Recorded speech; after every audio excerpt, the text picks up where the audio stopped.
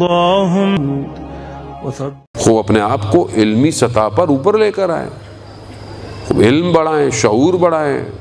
I T آج کل دنیا جو ہے وہ انفارمیشن ٹیکنالوجی کی، آرٹیفیشل انٹیلیجنس سے اوپر بات نکل گئی ہے۔ کتنا ہم اس کی طرف اپنا وقت انویسٹ کرتے ہیں۔ یہی موبائل میں جو ہم بیٹھے ہوئے ہر وقت فیس بک اور انسٹاگرام دیکھتے رہتے ہیں، بہتر ہے کوئی چیز سیکھ لیں، ڈیجیٹل مارکیٹنگ سیکھ لیں، اپلیکیشن ڈیزائننگ سیکھ لیں، سورس کوڈنگ سیکھ لیں، اسی چیز سے کچھ کمانا شروع کر دیں۔ کم از کم علم تو حاصل ہوگا، کم از کم ہم اس دنیا میں اپنا کردار تو ادا کریں گے۔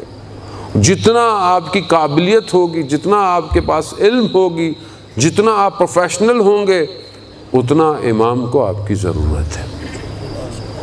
اور یہ تو سی وی کا ایک حصہ ہے۔ سی وی کا دوسرا حصہ کیا ہے؟ رات کو سحر میں کھڑا ہو کر میں عبادت کروں، قرآن کی تلاوت کروں، ماں باپ کا احترام کروں، ہمسایوں کے حقوق کا خیال رکھوں، محرم نامحرم کے فرق کو واضح رکھوں۔ یہ دو سیویاں ہوں گی تو پھر امام آپ کا اور میرا انتخاب کریں۔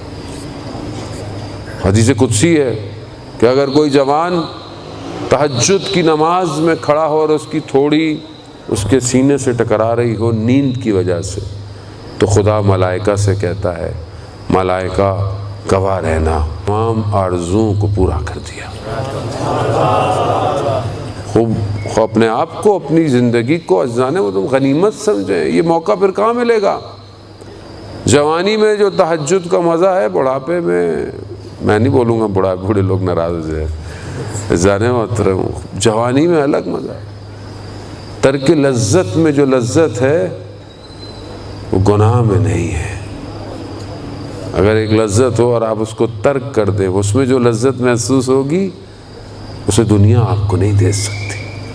آج دنیا آپ کے قلب کو خریدنا چاہتی ہے، آج آپ کے وقت کو خریدنا چاہتی ہے، آج آپ کی خواہشات کو خریدنا چاہتی ہے، اور وہاں خدا آپ کا خریدار ہے۔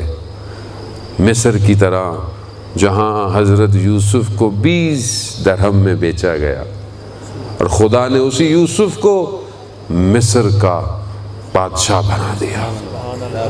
جہاں لوگوں نے اسے بیچا، وہیں خدا نے اسے عزیز مصر بنا دیا۔ اور جانے خدا تو وہی ہے۔ اگر آج ہم اپنے قلب کو پاک کریں تو خدا خود ہمارا خریدار بن جائے گا۔ یہ شہداء کہ جن کے خون کا قطرہ خدا کو، 2 قطروں میں سب سے ایک قطرہ جو خون کا قطرہ شہید کے زمین پہ گرتا ہے، یہ خدا کو سب سے زیادہ پسند ہے، اور ایک آنکھوں میں جو رات کی تنہائی میں آنسوؤں کا قطرہ خوف خدا سے گرتا ہے، یہ بھی خدا کو بہت پسند ہے۔ خدا خریدار ہوتا ہے۔ بہرحال آپ کے سامنے شہداؤں کی سرزمین ہے، خدا انتخاب کرتا ہے۔ اگر کوئی اس قابل ہوتا ہے تو خدا اسے خریدتا ہے، اور جسے خدا خرید لے، خدا پھر اس کو قتل کرتا ہے۔ حدیث قدسی ہے، خدا جسے عشق محبت کرے خدا اسے قتل کر دیتا ہے، اور جسے خدا قتل کر دے خدا اس کی دیت خود ہو جاتا ہے۔ خدا اپنے وجود کو اپنے پروردگار کو دے۔ تمام لوگوں کی نگاہیں اربعین حسینی میں کربلا کی طرف، کروڑوں لوگوں کی نگاہیں حسین کی طرف، اور امام حسین کی نگاہ اپنے پروردگار کی طرف۔ یا ایتھا النفس المطمئنہ ارجعی الی ربک راضیۃ مرضیہ، اے اطمینان پانے والے نفس اپنے رب کی طرف رجوع کرو، راضیۃ مرضیہ، وہ بھی راضی ہے تم بھی راضی ہو۔ خوب اپنے آپ کو عزیزان محترم اس مقام پر لے کر آئیں۔ زندگی بہت تھوڑی سی ہے، پلک جھپکتے ختم ہو جائے، اور پھر انسان صرف حسرت کھائے گا۔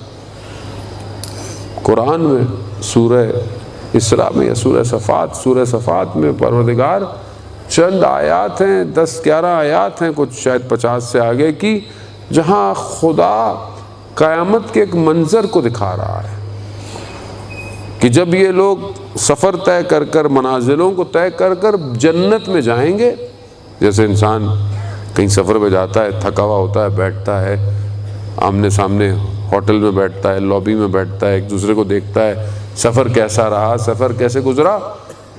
قیامت میں یہ سب طے کر کر جب بہشت میں ایک دوسرے کے سامنے بیٹھے ہوں گے تو خدا ان کی گفتگو بتا رہا ہے، تو یہ ایک دوسرے سے پوچھیں گے وہ میرا ایک ہم نشین تھا، میرا ایک دوست تھا، وہ کہاں ہے؟ اس کو دیکھا؟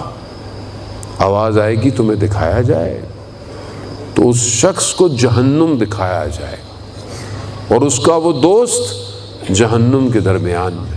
یہ جب اس کو دیکھے گا تو یہ اسے کیا کہے گا؟ کہا کہ اگر خدا کا فضل نہ ہوتا تو میں تو برباد ہو جاتا تمہاری باتوں میں آ کر۔ خوب دوست، لیکن خدا نے اسے بچا لیا۔ ہمارے دوست کیسے ہیں؟ ہمارا اٹھنا بیٹھنا، ہر وہ چیز جو خدا سے دور کرے جانے محترم،